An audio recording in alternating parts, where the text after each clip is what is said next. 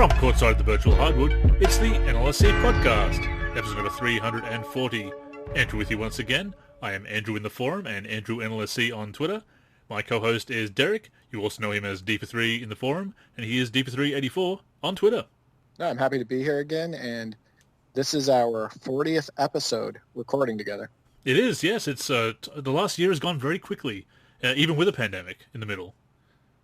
It really has, but I'm glad that we've been able to stay consistent. But you know, I remember back when we did our first episode. I think it was around episode 298 or 299, and definitely it's been great the whole way. I've enjoyed doing every single episode. So, you know, thank you for having me the whole time. Absolutely, I think we've been able to put together some great episodes over the course of the year. We thank our loyal listeners for tuning in and some of the great feedback we've been getting in recent times. We've this is our second podcast that we recorded this week, actually. We recorded your Holding Court, of course, yesterday, which you can listen to now on all major podcasting platforms, and you can check out our Twitters where we have both shared that on there. And we actually got a prediction right, so I'm feeling very smug right now, Derek. Absolutely. No, on my podcast, we discussed, you know, super team or not a super team. That is the question. That's the name of the episode. So we discussed super teams and what we believe defines what a super team is. So definitely tune into that. But we did predict that the Celtics would win Game 7 over the Raptors, and we gave a few reasons why on the show. So they have moved on to take on the Miami Heat in the Eastern Conference Finals. I predict the Celtics in 6. I think that the Miami Heat, they're scary, but they're not as, I'd say, versatile defensively as the Toronto Raptors, and they don't have the same point guard problem that, you know, the Celtics had with the Raptors with Kyle Lowry. But I am curious, you know, now that we're talking about predictions, what's your prediction for Celtics Heat? I'm going to say Celtics in 7. I'm going to say just a wild, crazy series again. It's possible. I mean, nobody thought the Raptors-Celtics series would go 7. In fact, they should have been up 3-0, except for OG Anunoby hitting that 3 from the corner with 0.5 seconds left, which is a very Derek Fisher-esque shot by OG. And Jaylen Brown. And a great conversation about that we have in Holding Court as well, and some other things. Again, the super team discussion was a lot of fun, so I definitely encourage you to check that out. It's fun to talk about some real hoops for a change, of course. No, absolutely. I like having the balance of being able to talk about two of my greatest passions, you know, basketball first and foremost, but then also, you know, basketball gaming. So, yeah, I love having the balance of being able to do both shows.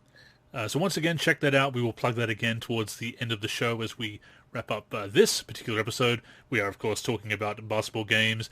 NBA 2K21 has been out for kind of just a bit under 2 weeks, I believe. Or just over a week, I suppose, actually. There you go, losing track of time in this pandemic era. But it has been out. We gave our initial impressions of it last week, and we were kind of disappointed. If you go back and listen to that show, we covered our issues with shooting and some of the mechanics and the player movement. Of course, I put out that disclaimer at the beginning of the show, Derek, because I recorded that and tacked it on because, true to form, some news broke just as we finished recording. Indeed, just as we finished recording, about the hotfix that came through for Rookie, Pro, and All-Star difficulty. Didn't apply to higher difficulties or the online play, so there has been a hotfix, and they're still tuning it, but still some problems there. Yeah, so I still think that the shooting, and again, this just feels a lot different than the demo gameplay. You had talked about how the demo gameplay was based on an old build, right? Yep. The demo gameplay felt a lot smoother, more solid, better for shooting, etc. And then we got the NBA 2K21 official release on September 4th, and I'm like, what the heck is this? And, you know, they did the patching. You and a lot of people. Yeah, a lot of people were, you know, feeling the same thing that I was. And, you know, they patched the shooting because a lot of people were complaining about the mechanics of it and how it didn't make sense. And people were showing screenshots of going 0 for 19, 0 for 17, 0 for 15, 2 for 10, all of this stuff from 2 and from 3. And, you know, so they do this patch. And sure, the shooting feels like you feel like you hit a little bit more, but that doesn't change the mechanics of the shooting, like the rush shots. Yep. Like the shots themselves feel incredibly rushed.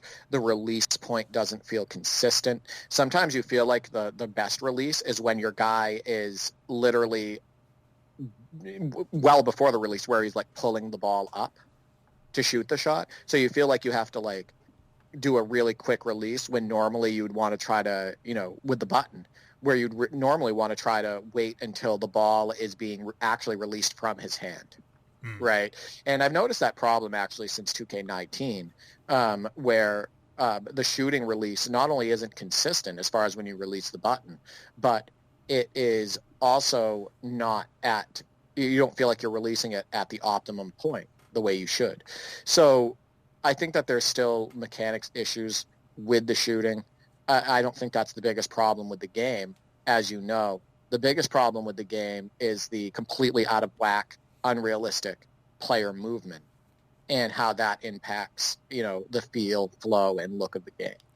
It's something that a lot of people have said, and we will be getting to some of the general reactions from the community, some of the Metacritic scores and how they differ from both the professional reviews, although they are more mixed this year as well, and some of the things people have been saying in their Metacritic scores.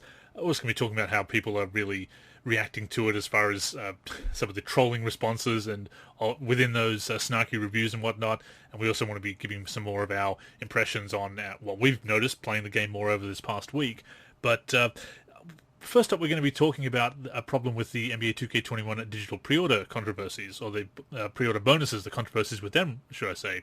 And this has been an issue. Over the launch weekend, people who pre-ordered the game digitally had a lot of problems getting their pre-order bonuses. I believe they all have them now. But, I mean, that was not, just state the obvious, Derek, not a good situation at all.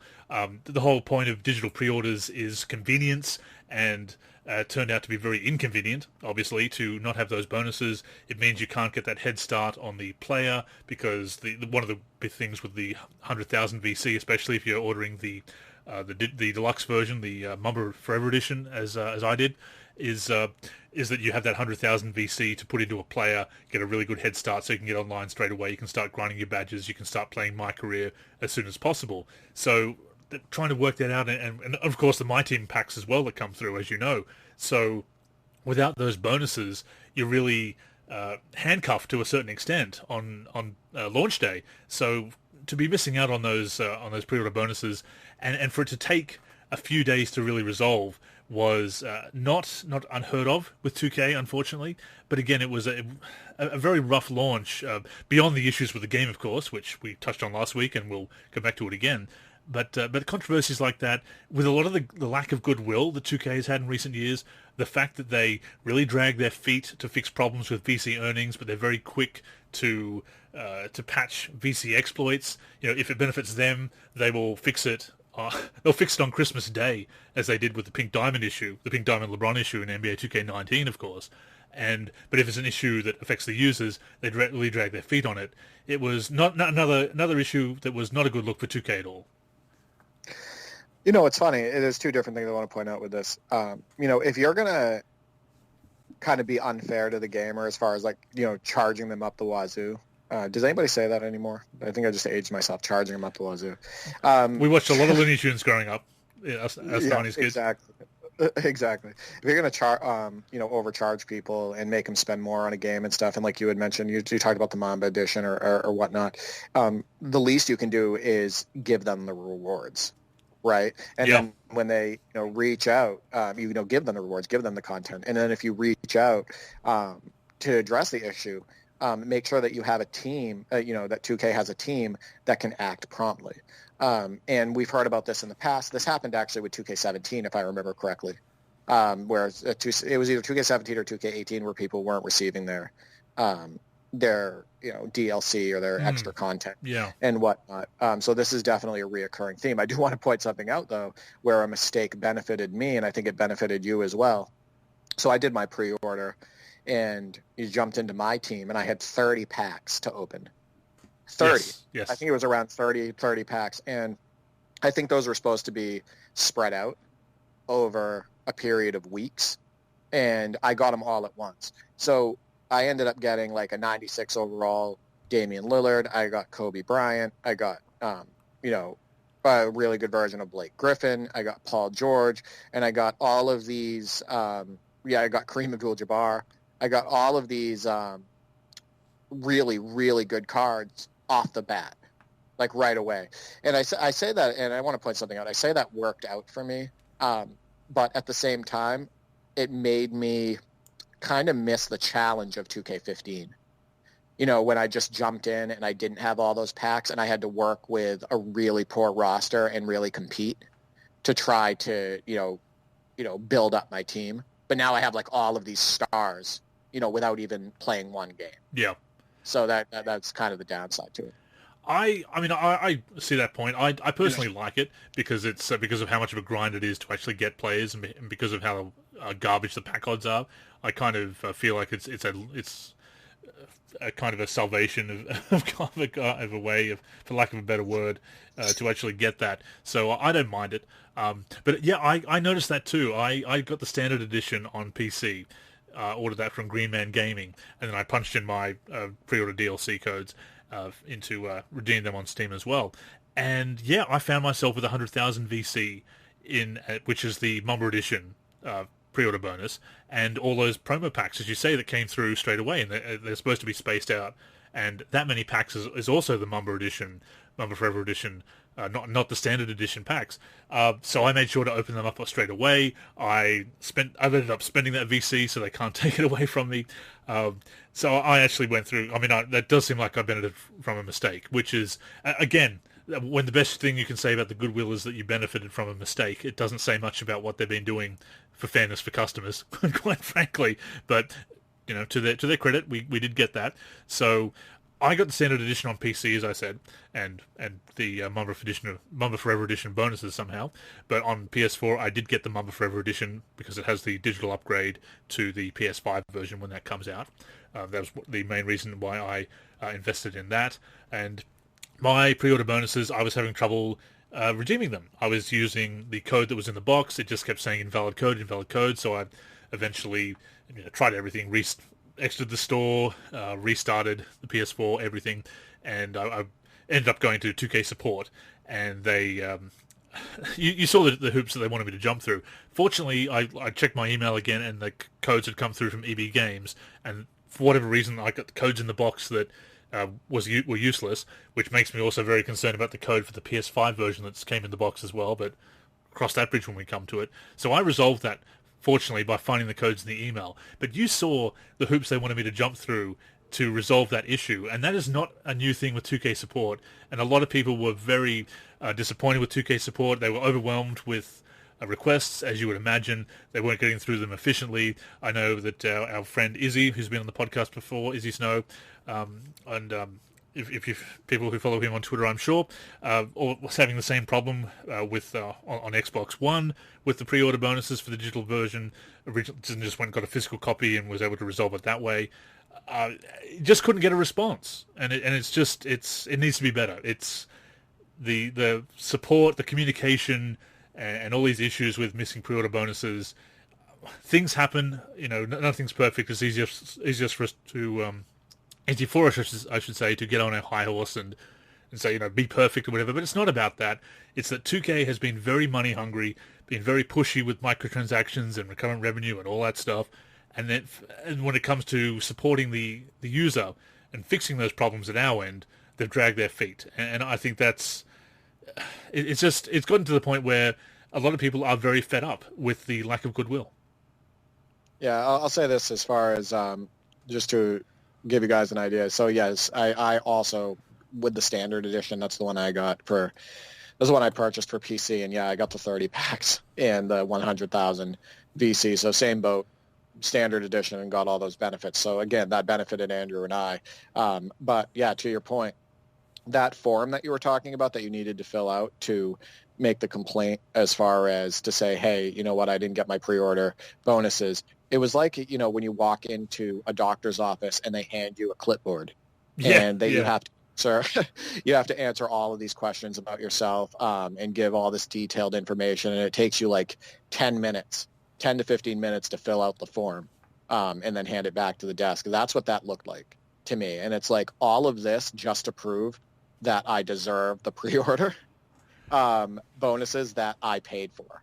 Yeah. So I thought that was mind blowing. And, you know, we're going to get into this in a little bit, but there's a reason, and I have examples for this. There's a reason why the Metacritic and Steam reviews are so low. Right now on Steam, only 22% of the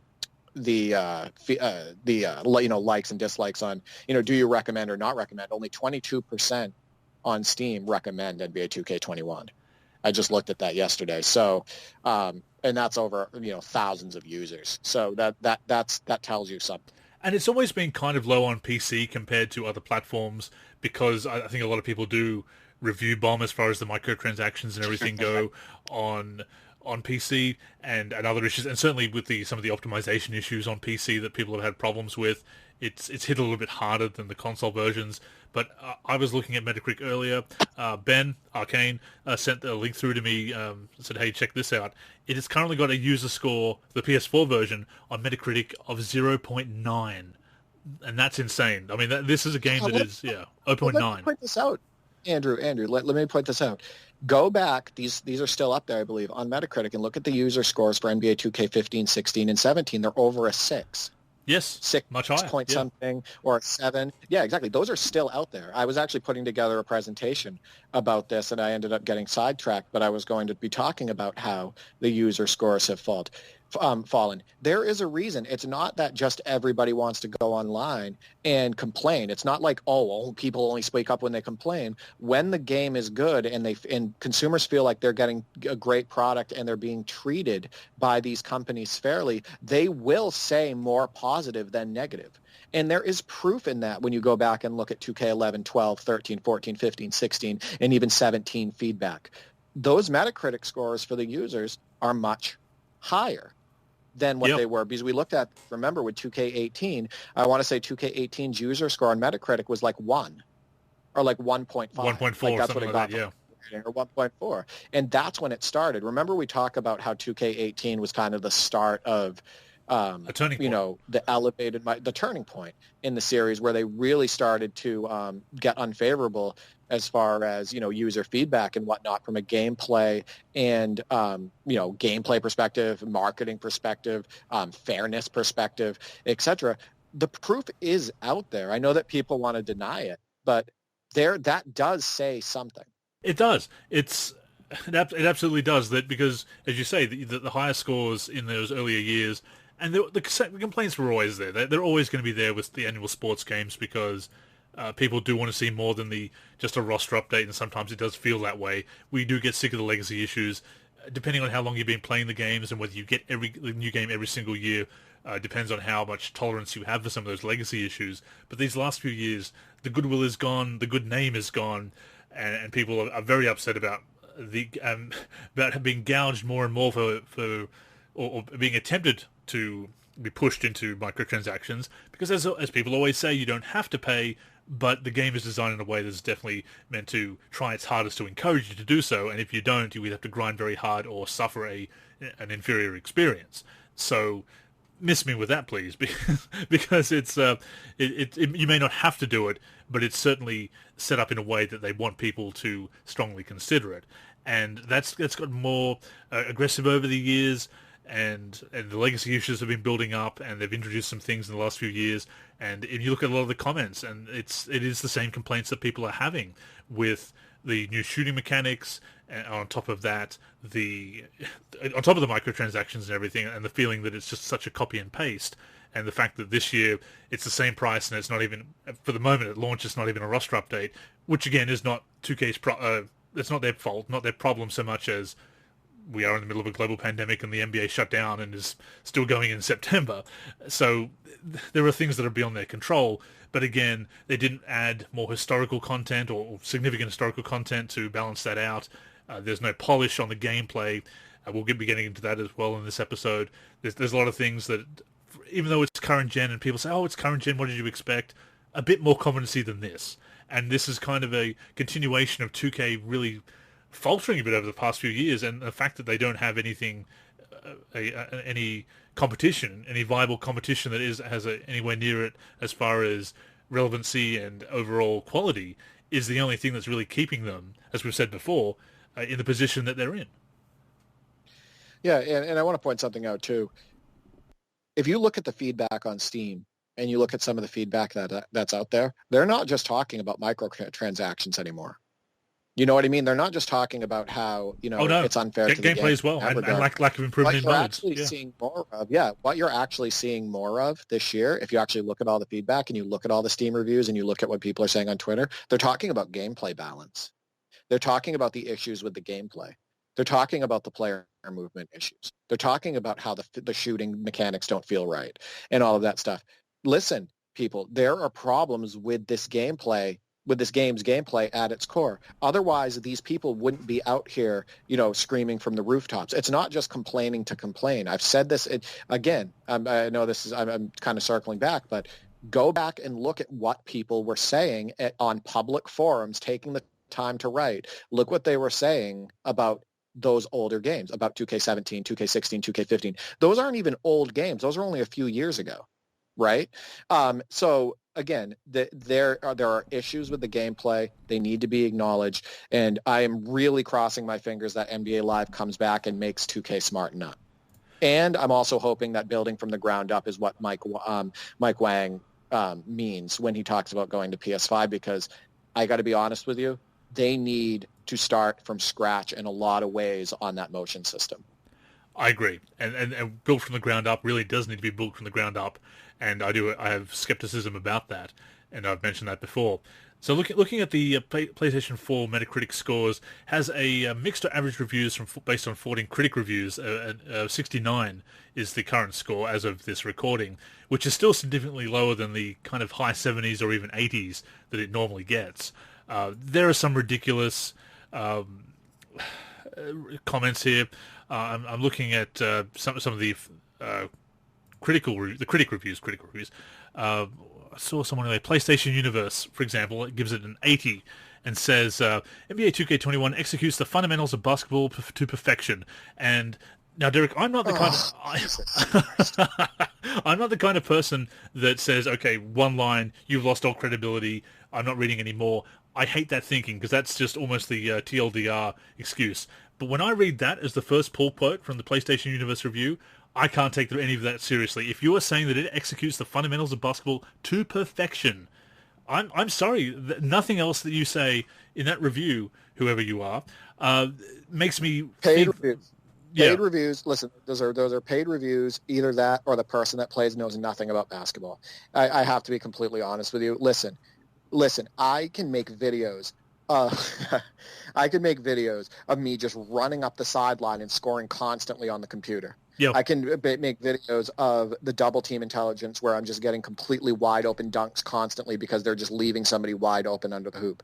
I can show you videos of players running like Bigfoot down the floor, and their arms, like their heads bobbing and wildly swinging their arms, just trying to get up the floor. I can show the videos of all the speed breaking, not being able to catch and go, all the two-man animation stuffs. Anybody that says that it's either if they're saying that's basketball perfection, it's either a paid review or that person knows nothing about basketball. And I stand, it's just straight up. And I know that sounds harsh. I know it sounds like I'm being negative, but listen, the gameplay has a lot of flaws, and it's missing a lot of basketball knowledge that it should have. It's missing a lot of bones, even in just human player movement, right? Like the way the players move isn't appropriate. The players don't run down the floor to perfection.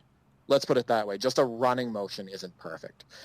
So yeah, that review is BS, and you already know that before even looking at it. Yeah. Digital Chumps gave it a 70. NBA 2K21's current gen version isn't necessarily the biggest step forward the series has taken, nor should it be expected to be. There's a bit of apologism for the being a current gen port, which I understand, but at the same time it still lacks the polish that you would think that it would still have, even if it is a copy and paste, because there have been issues where situations where it's gone backwards. A lot of people mentioning the shooting mechanics. Push Square, who also gave it a 70 in pursuing pro players. NBA 2K21 maybe a little too intimidating for more casual players. Let's see, there's another one that was was a French site. 65, microtransactions are still omnipresent, almost essential for career shooters. The fault of a new timing system is very difficult to learn and very frustrating. So there, you do see some of these criticisms there, but it doesn't really go into the meat of it. You can read the full review and see. There's a few. Screen Rant gave it a 60. V Games gave it a 50. So there are some negative reviews, or they're kind of mixed. It's currently on Metacritic as we record this. 5 positive reviews, 9 mixed reviews from critics. From user reviews, and this is where it has a score of 0.9, overwhelming dislike, as they put it. 13 positive, 8 mixed, and 212 negative. Let's see it. Just reading off some of the ones there. I need to point something out. People are going on there and they feel they have to take the time to complain. That's the point. And people need to realize that does mean something. Yeah. Right? It's the same reason why companies do employee engagement surveys, right? Like, where I work, we do an employee engagement survey, and it's asking things like, do you enjoy where you work? Do you feel like you have the best chance to succeed at your job and all of that stuff? And you answer these questions and everything. And what they do is they base their, what they do moving forward as far as like recognition programs, as far as, how they handle their employees.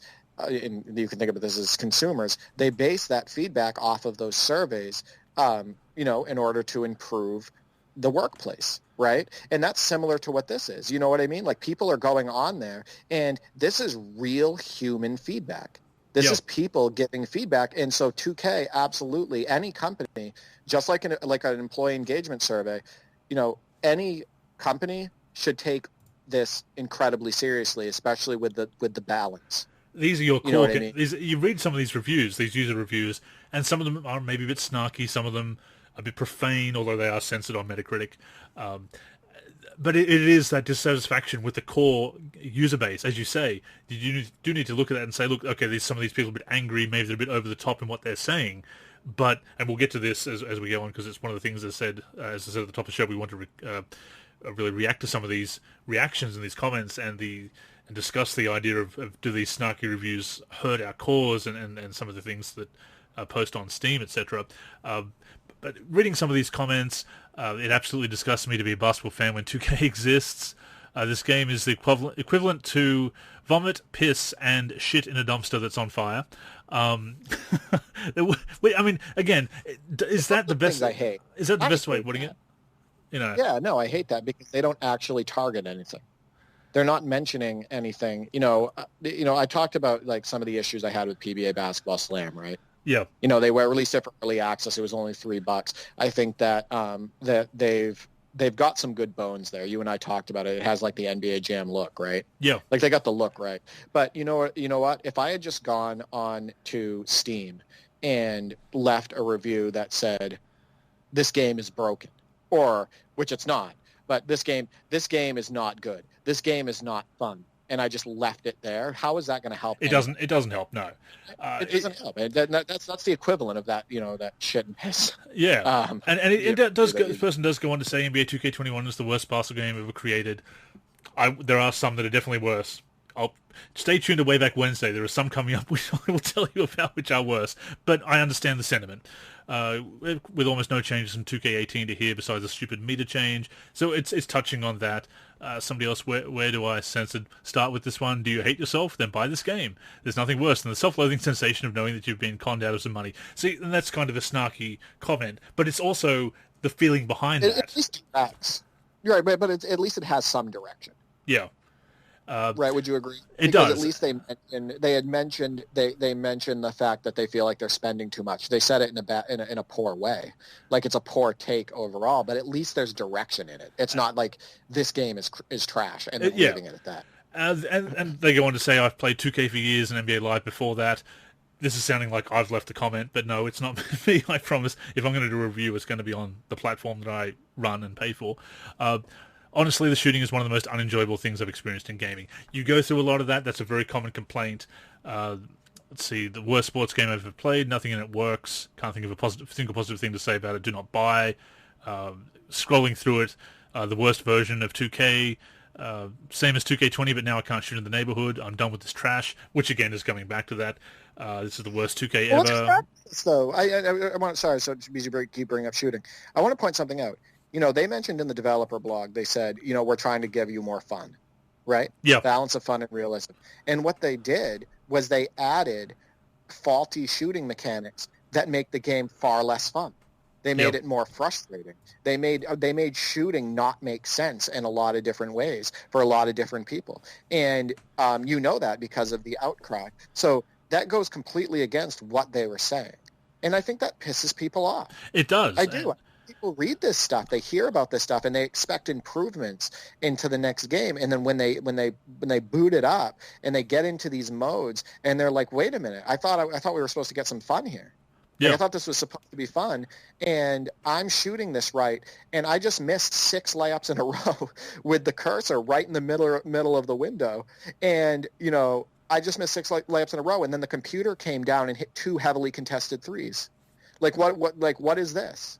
So yeah, no, I mean, there's something to be said about, being promised something in a new edition of a game and then it not being fulfilled. Absolutely. And looking at some of these are the comments talking about it being excited about pre-ordering and not liking it.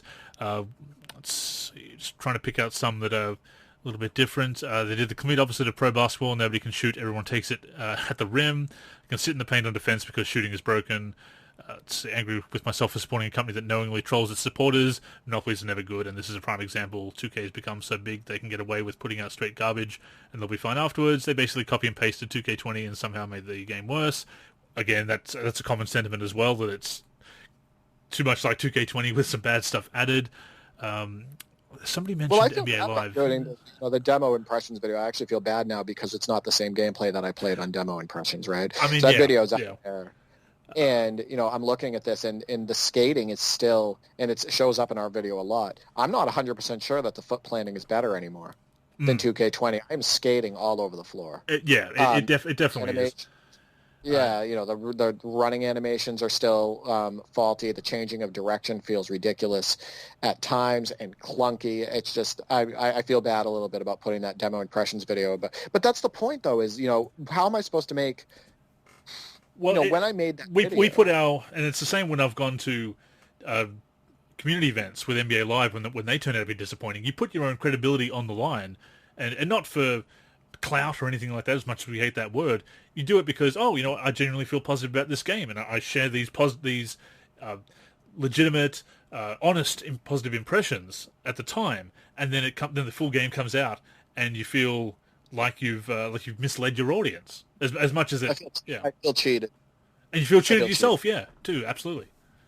Yeah. Another one I've been playing since 2K9, and every year the game for some weird reason is getting worse and worse. I believe 2K has over-relaxed since the absence of NBA Live.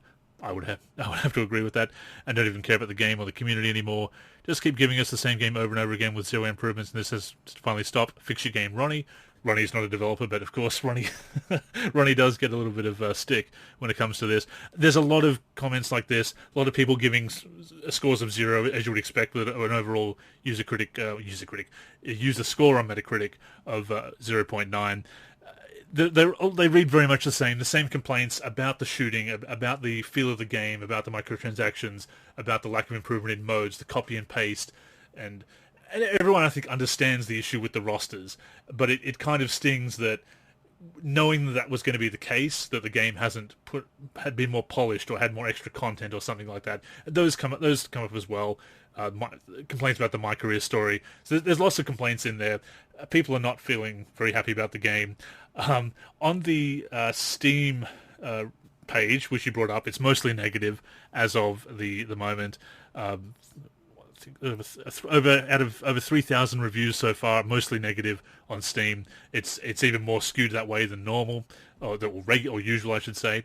And some of the tags that they've put on there include psychological horror, and the latest one, I don't know if you've seen this one, Derek, that's on 2K21's Steam page, user-defined tags, crime. That's kind of... It's kind of funny. Well, think about something. You got to think about something. I think so. This was overwhelmingly negative on Steam. Yeah, for a while, and then it suddenly switched to mostly negative, and the percentage went up from, I think it was at 14% recommended. Then it bumped up to 22 all of a sudden. And I'm looking at it, and some of the positive reviews are questionable to me. Some of them have a dot on them, or like they're just like, good game. And that's the recommended. It makes you wonder if some of that's being like, you know, I know this sounds conspiracy, but you know people can do it. You know, go on, like people from the company or people or whatnot just going on there and just giving it a quick thumbs up. Or just fanboys. You know what I mean? Or just fanboys. Or just fanboys, exactly. It could be either. So, that was overwhelmingly negative. But if you actually, one positive about NBA 2K21, they put in a new Allen Iverson face, and it's the best Allen Iverson cyber face I have ever seen. I haven't seen that one. I'll have to check it out. That's Go check it out. It's the best. It looks exactly like him. It looks like he could climb out of the TV. Wow. It is fantastic. But I do want to point something out too about you had mentioned rosters real quick. It's really sad, and I'm going to talk about this on Virtual Hoop Dreams episode 2. It is really sad how much they have leaned on patching and how much they'll put out a faulty product knowing they can lean on patching, especially for rosters. Yeah. You look at the roster, and there are a ton of players like Ryan Brokoff, Vlatko Kanker, a bunch of guys that they have faces for in the games. We found them. Like, they have cyber faces. Like, they're in the files. And 2K just didn't assign them. So all of these guys, for everybody that's playing, all of these guys that are, you know, rookies or, you know, at the end of the bench or guys that are not as well known, they have fakes in the game. They're just like generic players, but they have the files. All they had to do was plug them in. Like, the faces are in there. And that's sloppy. That's very sloppy. Yeah. So they were found by like TG So Good and some other people, and some have shared screenshots and whatnot. So they're there. They just didn't plug them in. And, you know, they said, oh, we have to do a massive attributes and tendencies update. We didn't do it. You know what I mean? What were you doing in the off-season? Yeah, what were you doing? Well, technically not the off-season, I suppose, but yeah. You go into the classic teams and you see somebody like Larry Bird with a 55 on speed. You see, like, the disrespect for the classic teams and classic players. It's unbelievable how bad it is. The speed, the tendencies, the speed, the acceleration, the tendencies for those players are just rushed or copy and paste jobs. You have Billy Cunningham, a copy and paste of Blake Griffin, stuff like that. It's literally, the signatures are completely off. They're not shooting like themselves, not even close. You know, I'm looking at this, and it's like, what were you doing? You have a roster team, right? What was that roster team doing? What were they doing? Why is there this huge why are these faces not in the game? Why is this huge rush all of a sudden to do this patch for the game? Why is all the retro content not accurate and all that stuff and the signatures off? I just want to know what you're doing. And I have a right to complain about this because we're paying for this product every year, right? Absolutely. And they have this development cycle, and they have specific people that work on the roster. So sorry about this rant, but it's, you know, from somebody who understands basketball and who, you know, understands its history and all of that stuff and how these players played and shot and everything, when I look at this stuff, it makes me cringe. Like, it's not a good representation. Look at the game we played with the all-time teams. Yeah. Look at that game we played. Look how we weren't able to use hardly anybody the way that you can use them in real life. You couldn't do anything with Derrick Rose. Derrick Rose had no speed. Couldn't take Bob Cousy off the dribble. Yeah. Right. You could do anything. Well, no, you couldn't take anybody off the dribble. You couldn't even, like, accelerate in a straight line the right way. You know, Larry Bird's trying to cut under the basket, and he's moving slower than my 86-year-old grandfather. Like, he literally can't make it from one baseline to the other on a play without escaping his defender because he's running in slow motion. Like, how is that okay? And how, by the way, how is that basketball perfection, right? Like, the review. Absolutely. So sorry about the rant, but yeah. Not at all. Interestingly, as we talk about these reactions from the community and from professional critics, you may want to put professional critics in quotation marks with some of these. But interestingly, Xbox One has a lower Metascore of critic reviews of 58 and a higher user score of 2.4, as opposed to the 69 on PS4 for professional critics, professional reviews, critic reviews, and the 0.9 user score. A lot more mixed and even a negative review on Xbox One version. Metro Game Central is the one negative review, classified negative review, which is, I believe, under 50 by Metacritic standards. They gave it a 40. They said it would one thing if this was just NBA 2K20 with some minor changes, but this rips the heart out of last year's game solely to appeal to the competitive online players, with many much-loved features stripped back or not included at all. A lot of the other mixed reviews are kind of along the same lines. Xbox achievements, unless you've missed a few iterations of NBA 2K, there are few, if any, reasons to delve into this year's offering. Looking at some of the user scores, the user reviews, just bring them up now. Again, 2.4, which is higher than the 0.9 on PS4, but it's still 11 positive, 2 mixed, and 40 negative. It's still overwhelmingly negative. Complaints about servers. Unless you're paying for VC to transfer on next gen, save your money. If you like My Team, you're in for a rude awakening here because every single play mode within My Team is set to the highest difficulty. This year, to get domination, you have to play every team on Hall of Fame difficulty. Triple threat offline is on Hall of Fame, etc. People have noticed this. Copy and paste game. Very similar comments to the and a lot of zeros as well, but also a few 8s and 9s. There's more positive reviews again on Xbox One, which is interesting, but a lot of people are making those same remarks. And again, there are some snarky remarks in there, and the Steam tags of things like psychological horror and crime, which give me a smirk and a bit of a chuckle. But with having said that, do you think we are shooting ourselves in the foot to a certain extent by making these kinds of comments and by putting tags up like psychological horror and crime, funny as they may be, snarky as they may be to emphasize the lack of goodwill that 2K has? You and I, we're always about constructive feedback, and that's what we preach. That's what we encourage both ourselves to do and the community at large to do. Do you think that the 2K is looking at some of these reviews and just focusing on the language, which is kind of an ad hominem fallacy in itself, is just picking out or tone policing, even looking at the tone and saying, oh, well, this is rude, it's not worth paying attention to. But at the same time, is it worth us dropping the snark and being able to express ourselves without that, and not do the trolling of the trolly tags on Steam, like psychological horror and crime and there was another one I'm drawing a blank on, but it was similarly tongue-in-cheek. Are we undermining our own efforts to give feedback, or is it just a case of it doesn't really matter what we do because 2K is in such a comfortable position right now? There's a few things. One, I have to laugh at the ones where somebody will say, this game is hot garbage, and then somebody will use the Steam badge, like they calls it heartwarming. I don't know, I always get a kick out of that. Yeah. Yeah, because that's heartwarming. It depends. So, the way this generation is, height of social media, etc. Hot takes are the takes that get the most attention. They're the ones that show up at the top of a thread on Twitter. They're the ones that show up at the top of Steam that get the most interaction and all of that stuff. It's a quick read. It's an easy read. It's a really quick take, whether it be negative or positive, and boom, it becomes the top take, right? That's the one that gets the most attention. So it depends.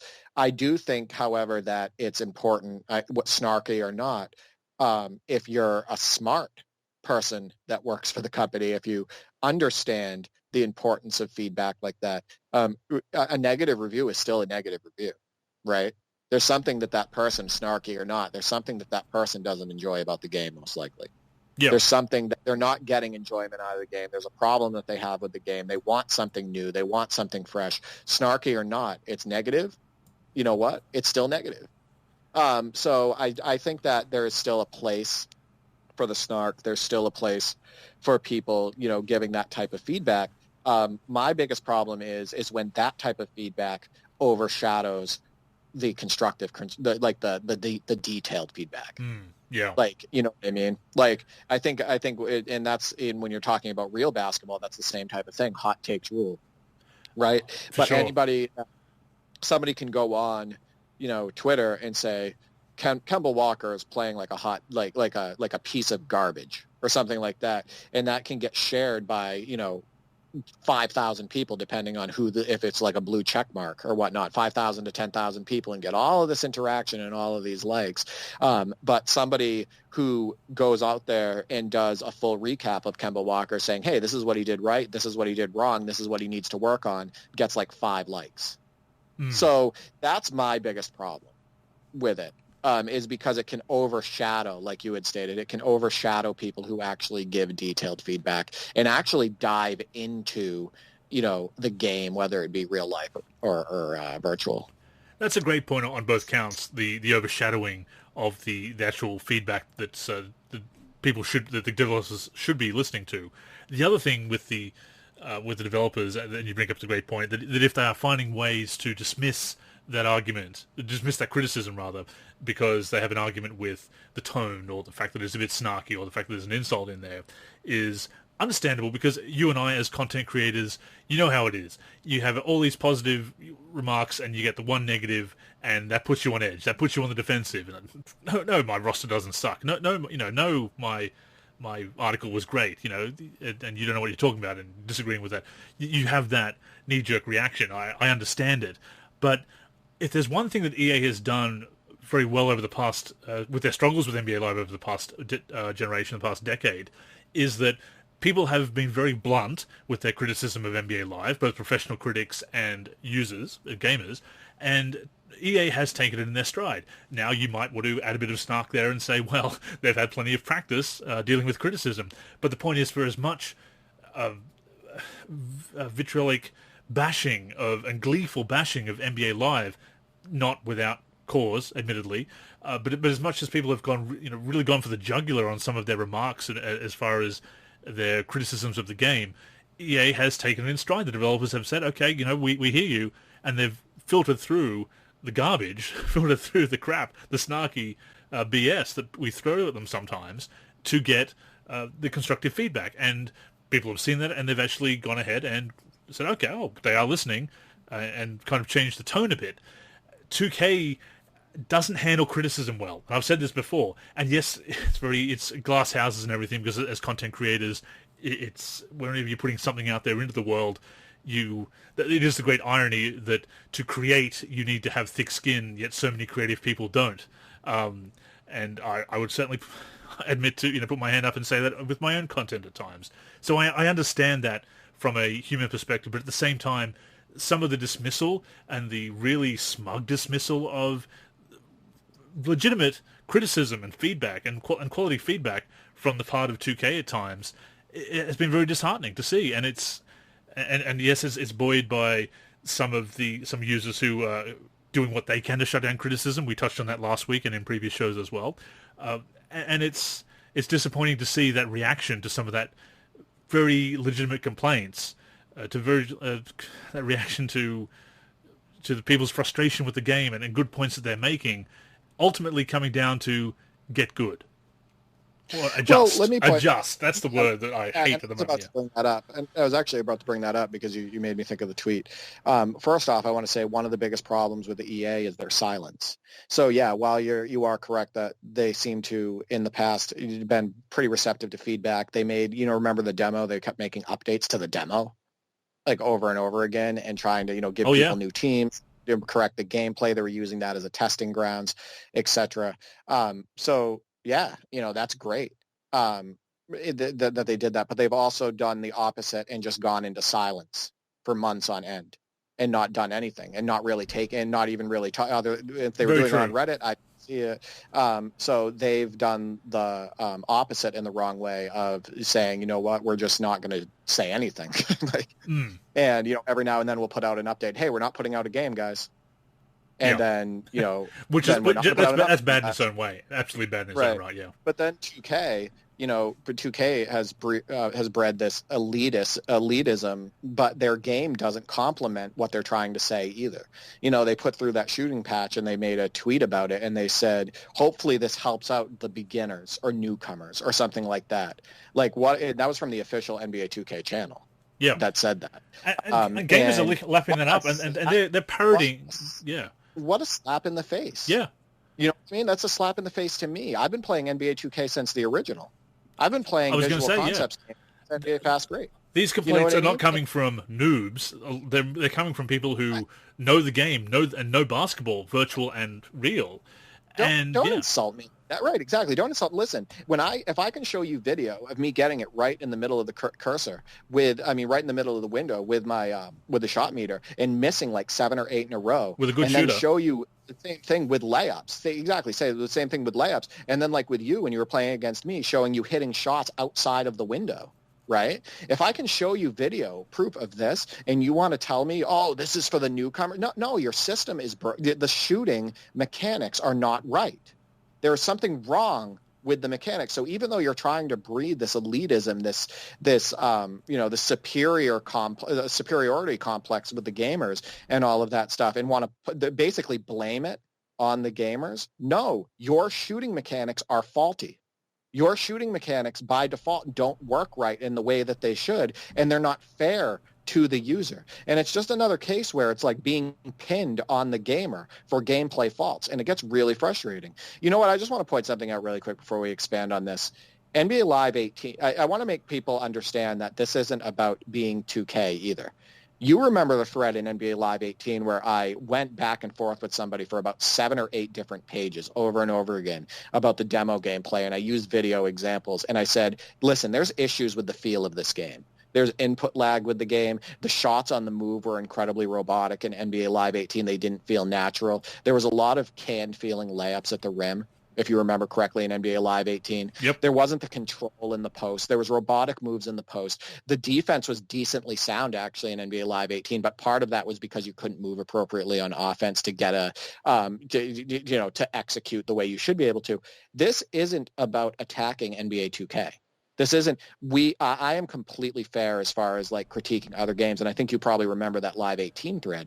The point is that it doesn't matter which company makes the game.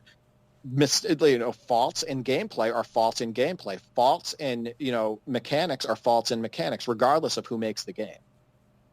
It absolutely is. And I don't like that gamers have adopted the same language of that elitist language and rhetoric, because that's what it is, of dismissing the criticism, again, of get good, adjust, or you just need to be better, you're a noob, and all these other cliches that dismiss things that these things are being pointed out, as we said, by seasoned gamers, by people who are not newcomers to either the online scene or the offline experience, people who know the gameplay mechanics, who know how to master them, but can see the problem with them. And that kind of brings us to our updated impressions, I suppose, of the game. We've touched on it throughout the show, obviously. But I want to start out, Derek, by reading a Twitter thread by me, actually. I put it out there. I played a rec game, my first rec game in 2K21. And I realized it's going from my maxed out players in 2K20 and having a more positive experience there because I've already done the work on those games with the badges and everything.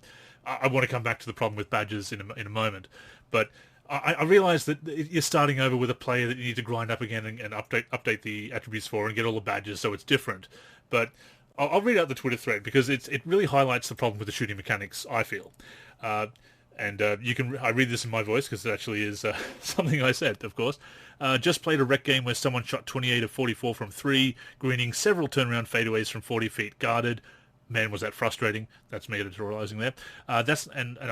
Back to the tweet. That's not a skill gap. That's NBA Elite 11 3-point hook shots level of cheesing broken mechanics. This all-or-nothing approach is completely unbalanced. And before I move on to the next tweet in that thread, Derek, I totally mean that. 28 of 44 from 3 is ridiculous. Greening the shots that person was greening, again, similarly ridiculous the way it was coming about, the turnaround fadeaways from 40 feet with a hand in the face. Yeah. That's not basketball. That's not knowing basketball. That's not skill. That's not getting good. That's taking advantage of the badges. That's taking advantage of BS faulty game mechanics. That's what that is. That's not him being a superior basketball gamer. No. That's him cheesing the game. That's learning, okay, this is where I can use these mechanics to hit every single time. I continue. I'm all for a skill gap, which I am.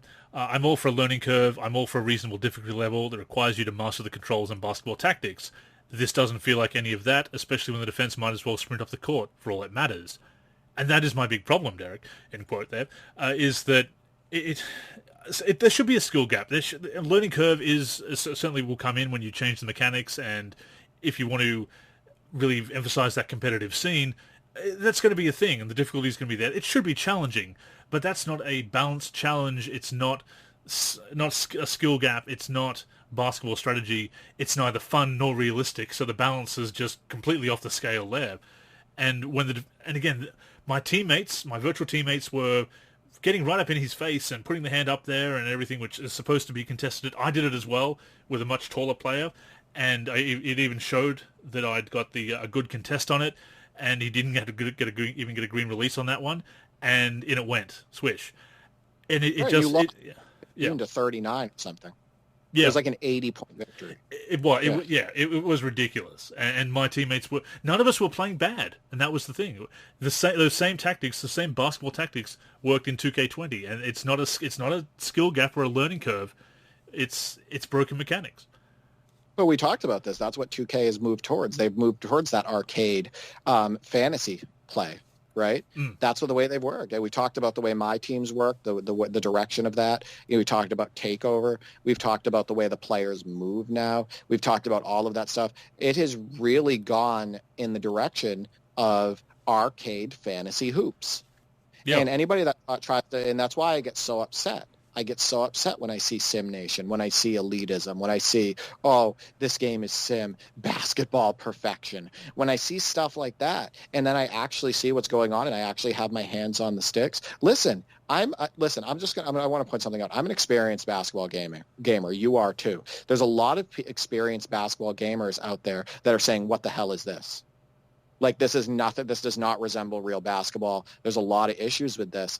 And, and I'll go back. I just want to circle back to that tweet. We buffed the shooting and made it easier for you newcomers. Completely first off, how tone deaf is that? Number one. Number two, how insulting to your consumer base. How insulting, because it's not just about it's not identifying what the real issue is, and that's the game mechanics. So anyway, yeah, I saw that tweet. I think I commented under your tweet. I don't remember exactly what I said. We had this discussion on Twitter, basically. Yeah. But my next tweet, I quote, "I'm also fed up with the elitism surrounding the shooting mechanics and online play in general. Rocket League has cultivated an online scene that welcomes new players, yet also provides a challenging competitive play." That's a direct quote, actually. It's supposed to be, I put an extra A in there. "Provides challenging competitive play for the elite crowd. NBA 2K continues to fail in that regard," end quote. And that's what it comes down to. I've used Rocket League as an example on many occasions in articles and on the podcast, that my friend invited me to play it, and I've had a lot of fun playing with him, and he's a lot better at the game than I am. But the way that everything from the matchmaking to the game's mechanics welcomes new gamers, new players, and you can learn the game and play at the level with the good matchmaking and everything. And there's also a really good competitive scene, including an actual esports league attached to Rocket League as well. The point is that there's no elitism there, or the elitism is just sectioned off into that upper tier of competitive play. There's also that lower tier of, this is where you can play, and it's open to everybody. Everybody is welcome to play Rocket League online, and as you get better at the game, you move up into those elite tiers. 2K doesn't have that. 2K absolutely continues to fail as far as not having an elitist attitude and a toxic elitist atmosphere, and catering to all gamers, which it should, because it has some very fun online modes, but more and more it's putting them behind a velvet rope of elitism and toxicity. Yeah, there's another point to be said about this. There's a difference between saying a game is not for me and then saying this game is broken, right? There's a difference between saying, like, Dunk Lords for you. That game might not be for you. Yeah. But you acknowledge that the game mechanically is well made, right? Yeah. And that you can acknowledge that Dunk Lords is fair to the gamer, right? You can acknowledge that it has good depth and it uses its depth wisely, for what it has. You can acknowledge that. You can just say it's not for me. There's a huge difference between somebody jumping on a game and saying, you know what, this game is just not for me. But you know what, I see what they were doing. This is a pretty well-made game, right? Yep. This plays good basketball overall. It's just not for me. But that's not the type of reaction you're getting here. No. And again, I want to point out, this went from being in 2K18, people did complain about the gameplay, but the main focus of those reviews was on the microtransaction stuff, if you remember correctly. Yes. Now you're at a point where you're seeing an uproar about the actual gameplay, about the shooting, about the movement, about the gameplay balance, about how it's unfair, all of that stuff. You had mentioned on one of the first podcasts that we had done, you said that at some point the bubble is going to burst. Right. And there's going to be a point where the uproar is so big that they have to change something. I'm hoping that with the PS5 version, this is probably wishful thinking. I'm hoping that they change their ways a bit and they make a more balanced gameplay and they build from the ground up and they're more fair to the gamer and stuff like that. And you know what? If they're not and NBA Live comes out for NBA Live 22, maybe they can win a good portion of the market share in their first year. Maybe they market their game right finally for, during the preview season like they used to back in the early 2000s. Maybe they show gameplay and they put out an awesome demo and say, hey, wait a minute, guys, we need to be playing this. So, I have my fingers crossed for either case. If 2K doesn't come out strong, then, well, maybe Live will. So that would be the ideal scenario, that there is going to be somebody picking up the slack, or that 2K does learn from their mistakes and that this is almost kind of like a beta test that we're paying for, which in and of itself is not a good thing. But if it does mean that the next-gen version does have that polish, then that is at least something is moving forward into a new generation. And we talked last week about Scott O'Gallagher and Rob Jones moving on to EA Sports. And something that we didn't really touch upon was the effect it would have on 2K. And it was brought up to us on Twitter. And it's one of those things where we focused on what it would mean for NBA Live and EA, because that was the exciting news for NBA Live. Obviously, that was the lead. But the other story there is what it means for 2K. And on one hand, you think, well, 2K's in the stronger position. It's still got some talented people working on the game, many talented people working on the game, including people who have been very instrumental in its success. At the same time, you're losing a voice of who does really represent the simulation style. Scott has, when he's on the podcast, joked with us that he's so sim that he stops at stoplights in Grand Theft Auto. Like he's so about the realism. Takes jump shots in NBA Jam. He is very much about that experience. So and obviously Rob has been that guiding force with the game as well. With them moving on, maybe 2K does drift in a direction that's really not what they want and what gamers want. Maybe that is why they're moving on. I don't really like to speculate on their reasons, except for obviously they want the opportunity to do it, and I'm hoping they can make the most of it, and EA can make the most of their years of knowledge and success at 2K. But you do wonder about the direction of 2K and how it's going to go, losing such two prominent members of the team like that. And it's something we didn't really touch on last week, but when it's brought up to me on Twitter, I think we were both tagged in that thread. You want to, actually, that's a good point, and what it means for 2K as well as Live. We touched on Live because of the positivity, but the possible downside for 2K is something to consider as well. The biggest challenge in evaluating that is not knowing exactly what they were working on. Yeah. That is the big thing. So, we know that Rob was a senior producer, so he definitely had his hand in stuff. We know that that Scott O'Gallagher worked on, certain aspects of the gameplay and whatnot, and probably gave direction as well in that case. But we don't know exactly what they, contributed. So we know that they were contributors and that they were important for the success of the franchise. That's what we do know. And like you said, maybe there is a point, and I hate speculation like that as well, but maybe they did move on because they were like, hey, this company isn't going in the right direction. I know this sounds like a ridiculous comparison, and some of the listeners may not be familiar with the band Megadeth. But, a similar situation is they came out with an album called Cryptic Writings in the 90s, and it was, for people that know Megadeth, they know that Dave Mustaine and Marty Friedman were the lead guitarist, Dave Mustaine the vocalist. Marty Friedman was a huge part of the band. He was a headbanging metal guy. And then what ended up happening is the record label for Megadeth said, hey, listen, we want to go in a different direction, a more poppy sound, right? We want to make albums that have more of a pop sound, that you go away from the heavy guitar and stuff. And Marty Friedman is like, hey, I'm out. You know what I mean? I am not going to be in this band anymore. I'm a metalhead at heart. And he ended up leaving the band, and then Megadeth crumbled after that. They lost their popularity because Marty Friedman wasn't in there, and it was a bad choice. But he didn't want to he didn't want to compromise his artistic abilities, right? Like what he thought was going to be good for the band. So he left the band. So I know that's kind of a weird, kind of comparison, but at the same time, it could be a case where, again, speculation, where maybe Rob Jones and Scott were like, hey, listen, we're not really a fan of the direction that they're going in. And maybe we want something new. But anyway, that's just speculation. It is speculation. Sorry to interrupt, but I think that is a very apt comparison that you've made. I mean, even if you go to basketball gaming itself, you look at Mike Wong Baluba, who was at EA for NBA Live 09 and 10, and they went in the direction of NBA Elite 11, and he said, hey, this isn't what I wanted. This isn't what I signed up for. You're not listening, to my input. This is not what I was brought on for. Move my family here and everything else, and this is what you're doing.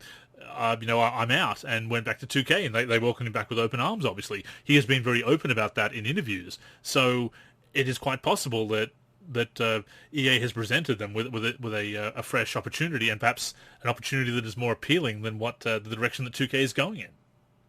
Yeah, exactly. And I've talked about this before. Live 19 with their player movement overall did have some good bones, especially in the demo and whatnot. So that maybe they saw what they were trying to do with Live 19 too, and they were intrigued about it.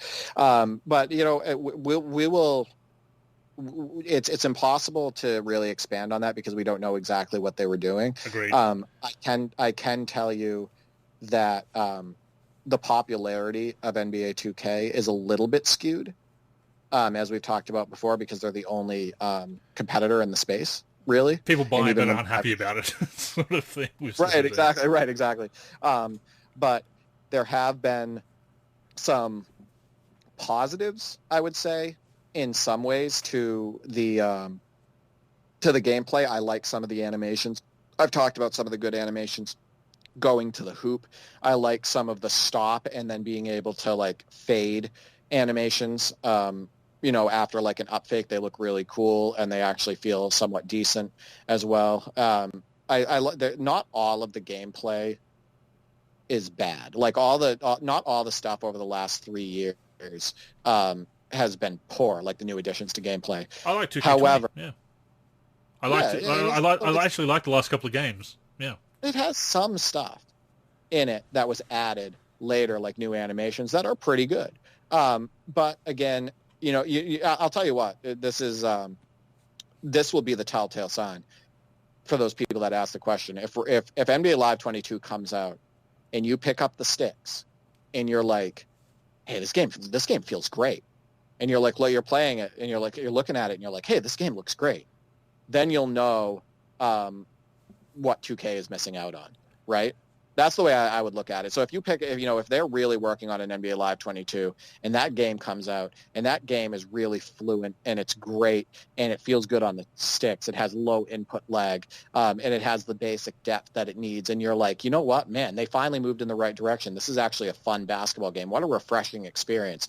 Then you'll know what 2K missed out on by losing Scott O'Gallagher and Rob Jones. That's the way I look at it.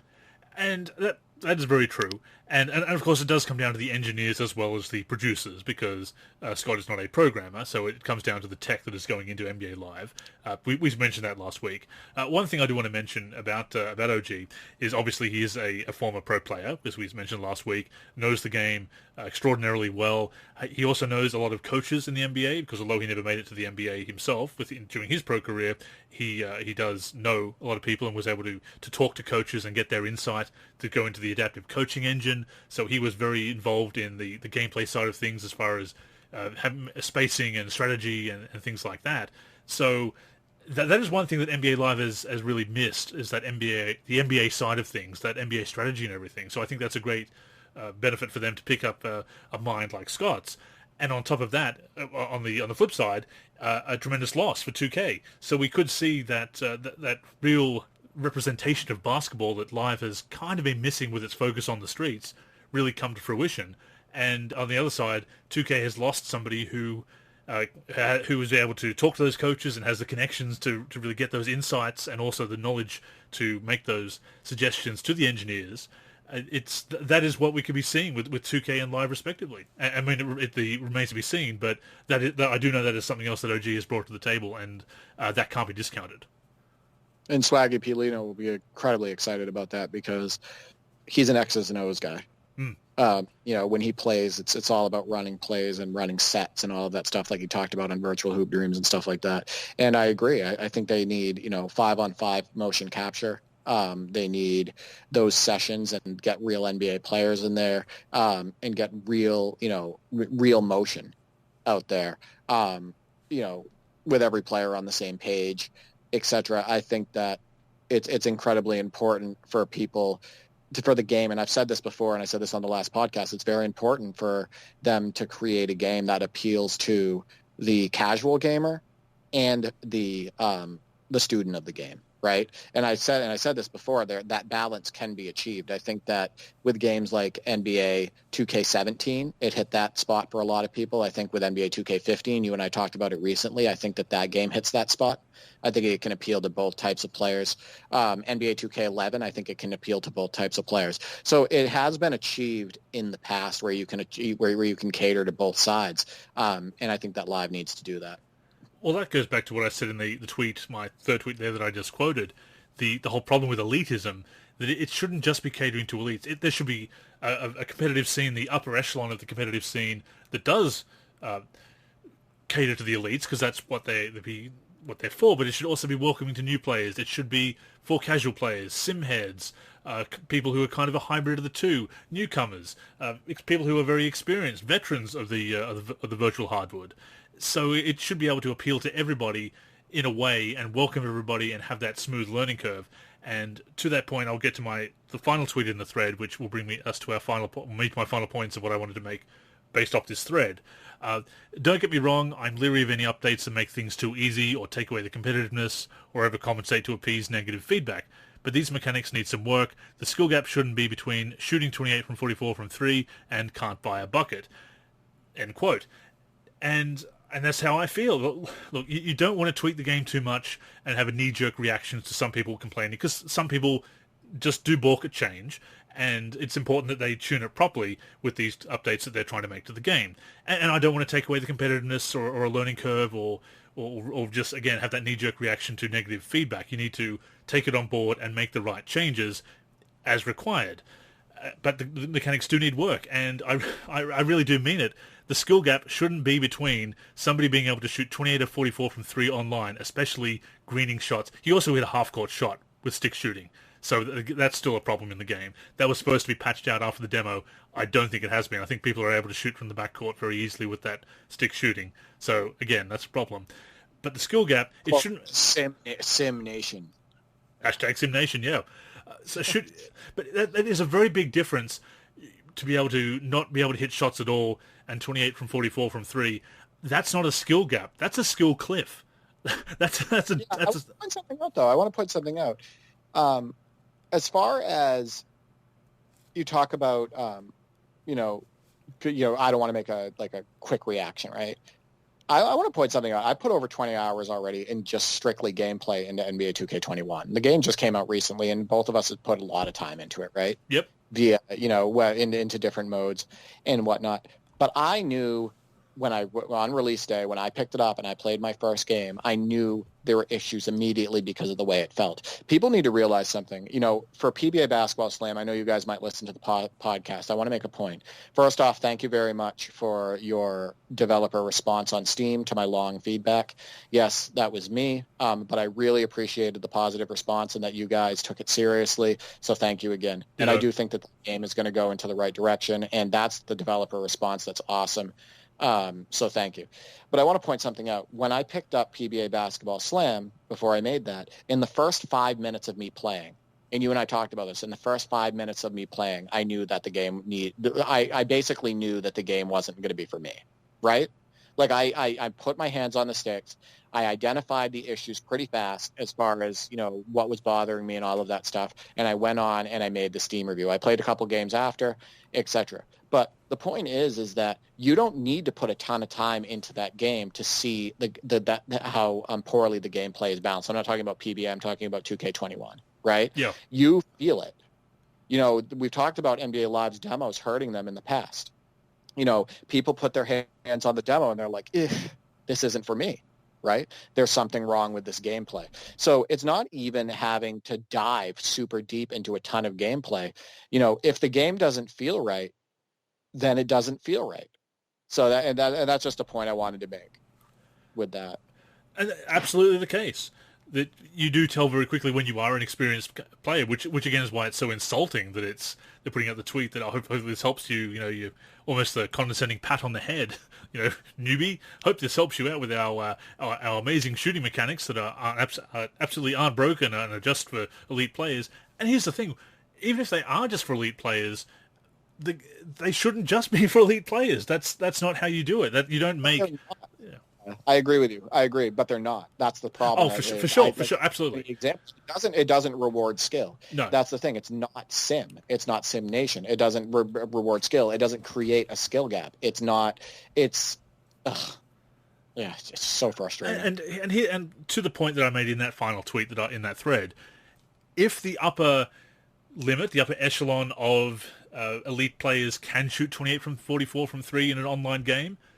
Okay, if that is the upper echelon of the learning curve, but it's supposed to be a curve, not a cliff, not a steep incline. So along that curve, it should be feasible with the mechanics to shoot better percentages up and hit a number of threes up that curve. It shouldn't be all or nothing. The all or nothing approach, as I said in the first tweet, is completely imbalanced.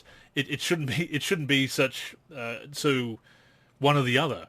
Of being able to... I said that. You don't have to worry about the first impression as much anymore. Like Thundershack going on there and going 0 for 19 with Peja Stojakovic on shooting. Thundershack has been playing 2K for years. So if he's going 0 for 19 as his first impression with Peja Stojakovic, what do you think other players are going when they're trying to go in there and shoot? Yeah. Right? Like what is it? And I'm talking about on the NBA side and whatnot. So how is that in any way fair? You think that Thundershack wasn't shooting appropriately all 19 times? Yeah. I had a similar thing with playing against you. Even playing the demo, I kind of had that as well, trying to shoot with the likes of Chris Middleton and from mid-range and whatnot, and bricking these open shots and thinking, what is going on with this? So it's... The problem is it's not with the gamers. I mean, it may be with some. It may be some people... trying to play on a difficulty too high or something like that, but I don't think the balance is there. I think they do need to tune it as much as they can. There's some gamers that complain to complain. There are. Absolutely, and we do acknowledge that for sure. But there are definitely problems there. You can see that, again, it is not a skill gap or a learning curve when it's between hitting a ridiculous amount of shots or no shots. There's got to be a lot of in between based on various skills and performance. And it's not that way at the moment. And circling back to badges, since I brought up badges, the whole thing that people are saying is, because there is a difference from going from 2K20 where we've got all these maxed out players that we've spent all the time on and maxing and getting all our badges and everything in the previous game, going from that to having started from scratch. And that is part of the pain of starting over. But here's the problem with the approach to badges, because badges, it's very reliant on badges to succeed.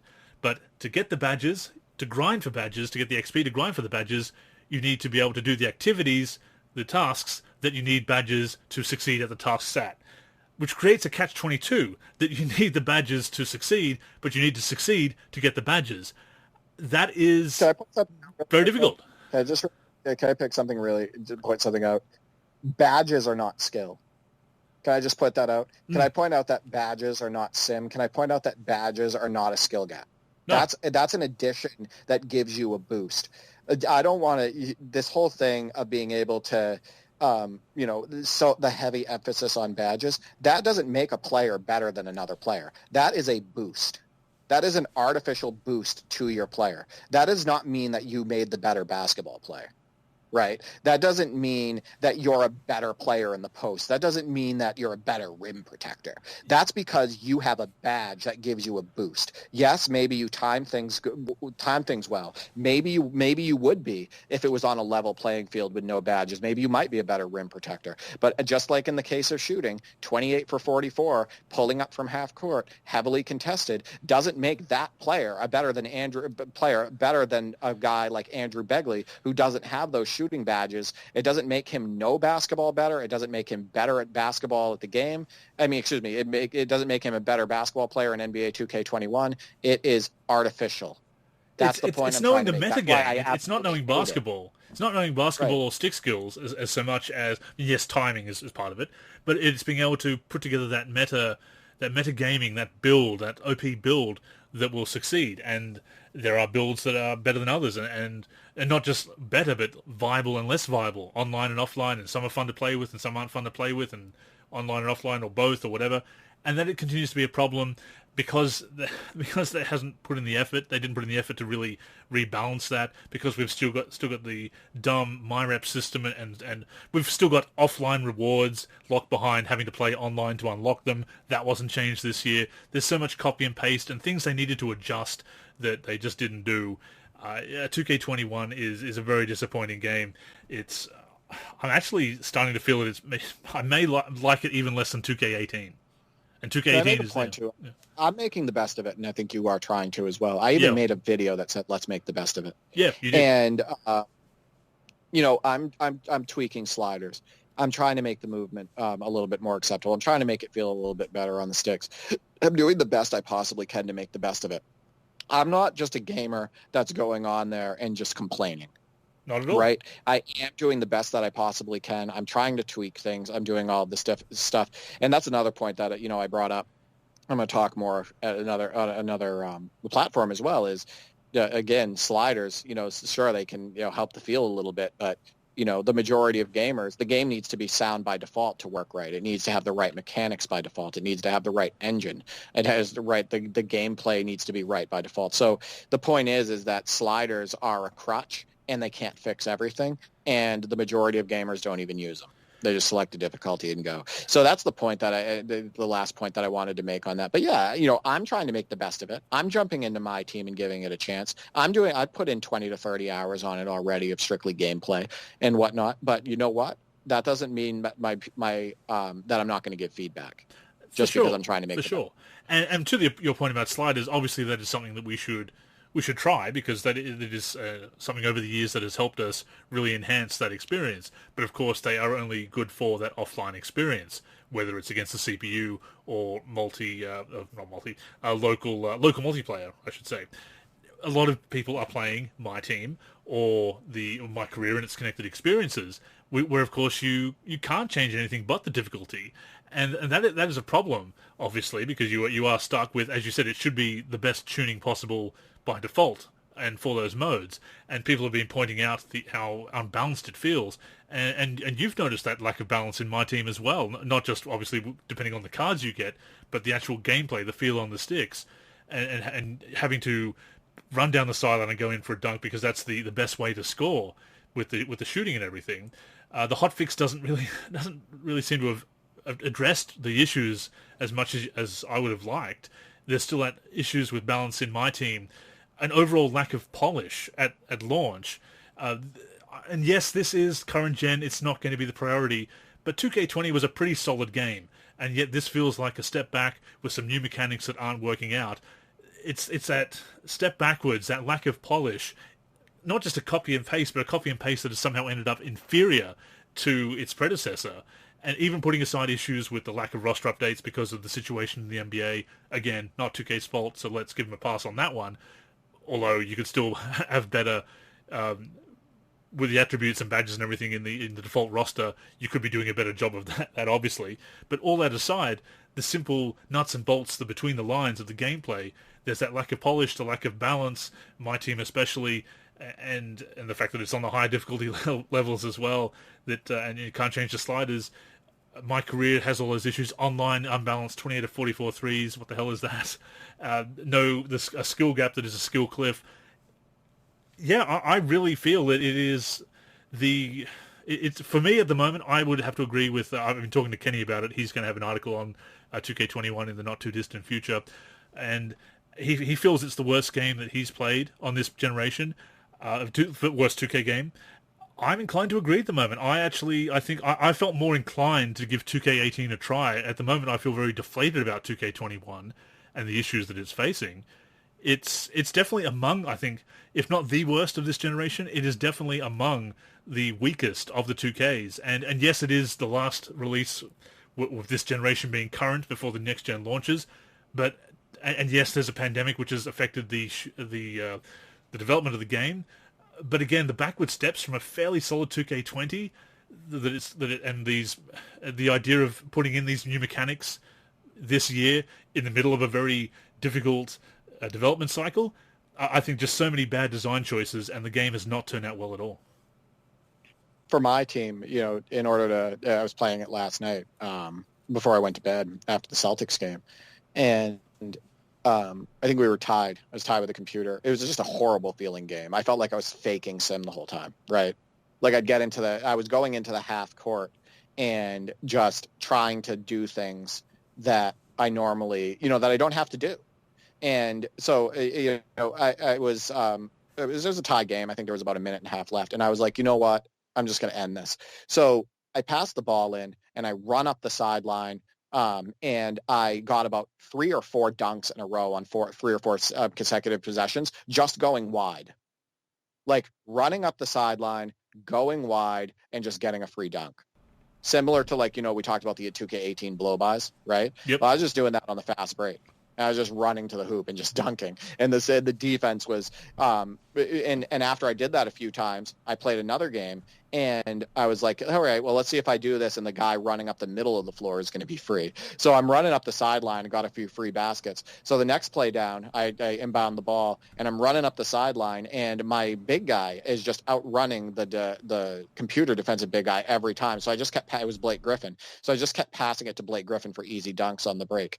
The game, it makes me so frustrated that those bugs are still in the game. You can do the same thing with ISOs still on the sideline with anybody who's halfway quick and a decent dribbler. You can just ISO on the sideline and just run past the CPU. So you can do that with basically any player. But then you have the instances where, you know what, you say, I'm going to play in the half court, and I'm going to see if I can run something. And then you have all of these player movement issues where your players don't even feel like they're moving like real human beings. They're dribbling awkwardly. They're moving awkwardly. And then you pass it into the post or something, and you execute a slow motion spin move, and you're under the hoop, and you miss a layup, and then you miss a layup, and then you miss another layup, and you just keep missing layups even though you're releasing it properly right on the hoop. Then you go down the other end, and so you're playing the Raptors, and Kyle Lowry or Van Vliet just pop contested threes in your face like where you're draped all over them and they're going in, right? Yeah, and you're like, what is this? This is, and of course you can't tweak sliders to improve those movement issues that I was talking about, even to try to address them a little bit. And so I'm like, this isn't fun. This isn't a representation of those players. This isn't skill. This isn't anything. This is basically cheesing and trying to dodge issues. That's the way my team feels for me, and I think you had a similar feeling. I just feel the entire time that I'm playing my team, I'm trying to dodge the game's issues, trying to eliminate as much frustration as possible, and trying not to exploit the computer for the absolutely poor defensive intelligence. And you know what? I'm sorry. Listen, I'm being completely honest, and I know that maybe Scott and whatnot are listening to this. And I know that some of those guys were working for 2K, I believe, for NBA 2K21 and stuff like that. But I'm not going to cut corners on the feedback because that's just not who I am. And there's a reason why the perception of the gameplay in NBA 2K21 is so poor. It is not just the shooting. It's the AI intelligence, the way the players move, and the way the players feel, and just the inconsistency and lack of control. And to that point, it's the whole writing off the criticisms as, get good, adjust. You're a noob. Just because you're winning it, you're not good at the game, or that's why you have these criticisms. Not only is it erroneous in so much as we are seasoned veterans of the virtual hardwood playing these games, not just us, but many others as well that have these same criticisms. Not only that, and making these valid observations from years of playing games. But it's not just about being new or bad at the game.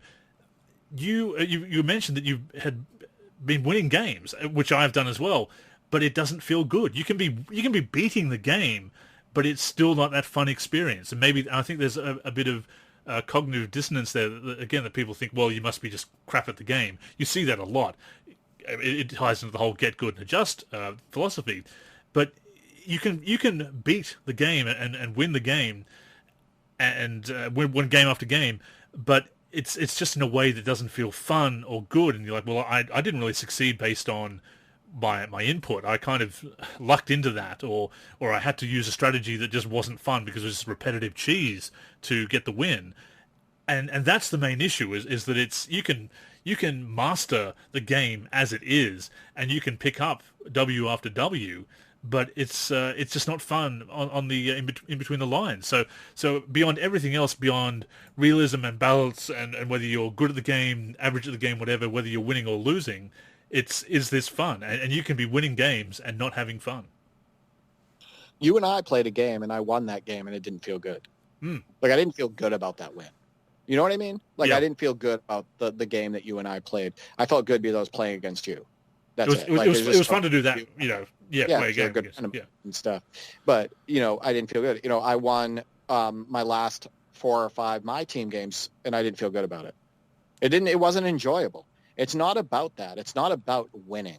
It's not about success. It's about enjoying what you're playing. Some of the best games that I've ever played were incredibly difficult, right?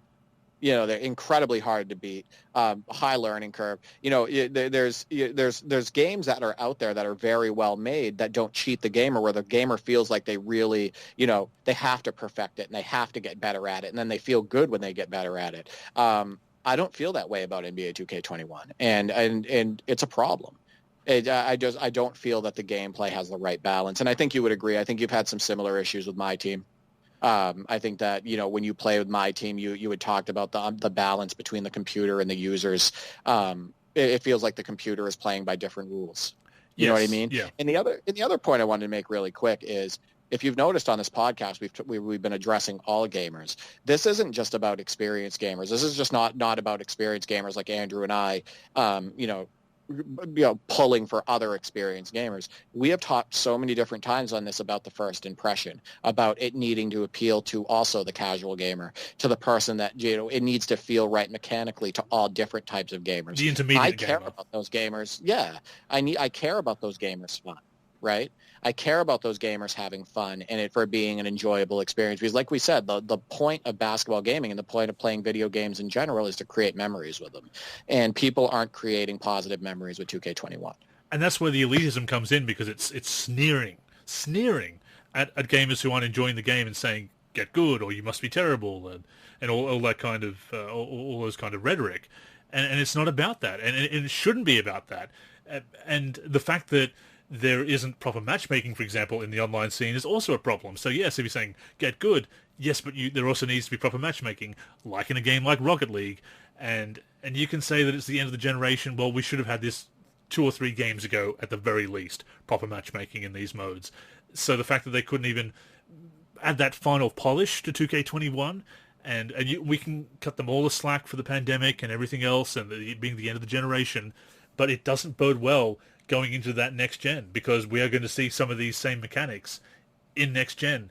And we've had a whole generation of servers being kind of lousy, and we've had multiple games where they haven't introduced proper matchmaking, and it's fallen on deaf ears when it's been brought up with the developers, and they've just gone in this direction, and just the only thing that they've really tried to adjust is how to make more money through the recovered revenue mechanics. So it seems, or adding a new wrinkle like a shooting mechanic that the game doesn't really need. But it appeals to that elitist mindset, because if you can master this kind of broken mechanic, you are a true master of the game, and you can point and laugh at everybody else. And I think it's cultivated a toxic atmosphere that was already very toxic to begin with over the last few years with the competitive scene. I think it's very worrying going into that next generation. And yeah, it's really disappointing to see. And at the moment, I don't have good feelings about 2K21, and if anybody asks, would you recommend current gen? I would say, look, let's see what's going to happen with next gen. But right now, you ask me point blank, ask for a blunt answer. Should I buy this game? I would say maybe you consider it after some patches, and we'll of course we'll keep talking about the game ourselves and note these updates and how they feel. But until it gets new rosters, and even then, unless it gets some fixes, I would say no, unless it's heavily on sale, heavily discounted on sale. I would not recommend 2K21, period. Yeah, I think shameless self-promotion here. Go check out my NBA 2K19 dunk video I did for the 91-92 season. That was a great reel. If you need a break and you just want to see a little fun with games, I put it to a groovy NBA Live sounding soundtrack song, so thought that would be kind of fun to put together. But yeah, I want to point something out as far as NBA 2K21. I'm not 100% sure if if I recommend it. I think I even mentioned this on there. If you want to wait for a sale, that's probably the way to go. I think definitely. I said that to MP3. I think that, if they put it on sale, and they're going to when the PS5 version comes out soon, they'll probably put it on sale for, like $20 or something like that, or $15 for the standard edition. And that's probably going to be the way to go. Unless you just need you want the newest game. And you know what? That's what they bank on. And if you just want the newest game that came out with the most updates and all of that, then yeah, you'll probably want to pick it up. But that doesn't mean that the gameplay is strong. You know what I mean? Like the thing is yes, it's the newest title, but it has a lot of issues. I would say if you can find 2K20 very cheap, consider that. If you already have 2K20 in your collection right now, consider sticking with it. Yeah, and I think the thing is, and you had mentioned this is a big deal. This isn't a roster update yet. And by the time a roster update comes through, the PS5 version is going to be out. Mm-hmm. Right? Yep. So exactly. So if you're okay with NBA 2K20 and you're overall, you can stomach the NBA 2K20 gameplay and you're used to it and whatnot, and it's still an online game, the servers are still up and all of that stuff, and then my recommendation at this point, because this is not even a roster update at this point, I would just wait. Definitely. So we will continue to talk about NBA 2K21, I'm sure, over the coming weeks and months, and as it continues to get updates, I'm sure, and it'll be interesting to see how the shooting continues to receive hotfixes and everything. And I do want to call again to, in vain as it may be, that we really do need to cut out this toxicity and allow each other to give constructive feedback, and to realize that there are people of differing levels of skill when it comes to this, and the skill gap should be a smooth curve, not a steep cliff.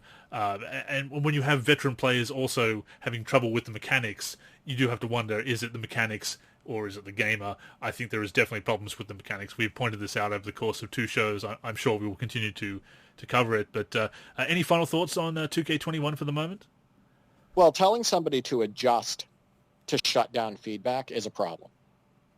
Do not tell somebody, if somebody says, this is a faulty mechanic, this is the reason why it's a faulty mechanic, these are the issues with it. I think that this would benefit the game by, taking this approach on it or patching it this way, or, this would help with the next version of the game. Just telling somebody to adjust is not the right way to go about it. That person has a right to give that feedback. They need to give that feedback, and obviously something with the game is bothering them. It's condescending. So it's not about it's condescending, right? If the game, if somebody's having issues with the gameplay, and the gameplay, as we talked about so many times with so many examples, if the gameplay isn't appropriate by default to give the user the best experience, and the results often feel random, and there's design flaws and whatnot, that person should be speaking out, and that person should be giving that feedback. And anybody who puts that type of detail into their feedback and gives their reasons why, do not just tell them to adjust. That's not something that that's not an appropriate response to that. So I just wanted to point that out. Final thoughts on 2K21. I'm going to continue trying to make the best of it. I'm just going to continue trying to play a few more games on my team and whatnot. I'm going to continue to play games with my 2 brothers and try to adjust that with my slider tweaks and all of that. I'm going to continue to maybe I'll try to do a mod or so. I already fixed Charles Barkley from 2K18, and I put him in 2K21, and I adjusted his body so he fits in his jersey. I did the same thing with an RTZ Kobe Bryant, so like I made him fit into his jersey, and so those are working in 2K21 now. I just haven't like put them out there yet. But yeah, I'll probably continue doing some modding and stuff, so let's make the best of it. Which is an admirable approach, and I'm sure I'll be doing the same. And one final thought on the whole adjust suggestion. I adjusted to NBA Live 15's quirks and shortcomings. That doesn't mean that it didn't have quirks and shortcomings. That's the point I want to make. You can try to adjust, but that doesn't first off make the gameplay mechanic issues go away, number one.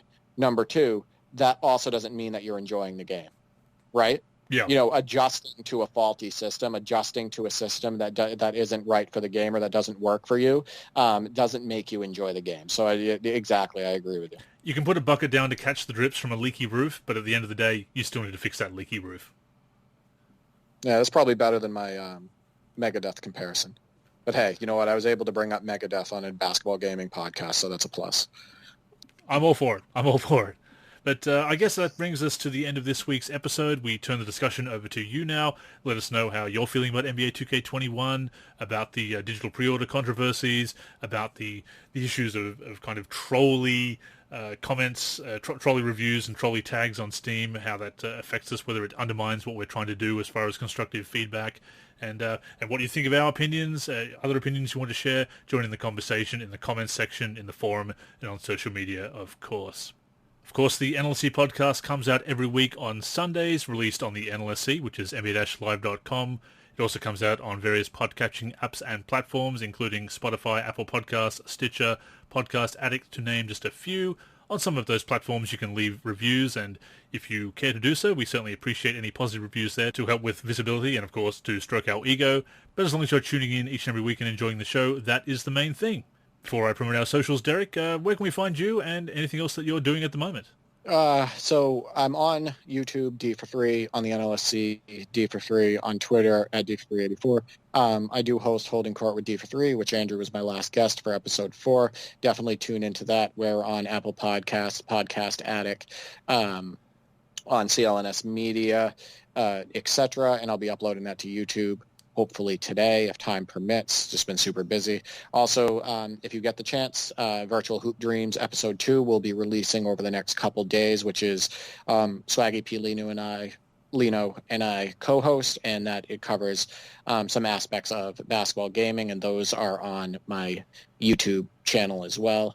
But yeah, thanks for being the guest on last Holding Court with D for Free. Again, as we said at the top of the show, is a fun show to record. So. Absolutely a fun show to record. Definitely check it out and everything else that Derek is doing in our community and beyond. We're also on social media. I'm on social media, in fact. I'm on social media at Andrew NLSC. As I mentioned at the top of the show, I talk about basketball video games, wrestling, and anything else that comes to mind as far as my hobbies and interests. And, of course, you can connect with me personally there if you need to hit me up about anything about the site. Of course, I'm also on the site as well, Andrew in the forum, if you need to shoot me a message about something. The NLSC is also on Twitter at the NLSC and on Facebook, the NLSC. We're on Instagram, NLSC Basketball. YouTube is NBA Live Series Center, where this podcast is also uploaded. I was a bit late getting last week's show up. This week will be much quicker. Apologies for that. And, of course, keep it locked to nba-live.com for everything we do for basketball video games. But yes, that's all for this week. Thank you for tuning in. Until next time, I'm Andrew. And I'm Derek. Go get buckets, everyone.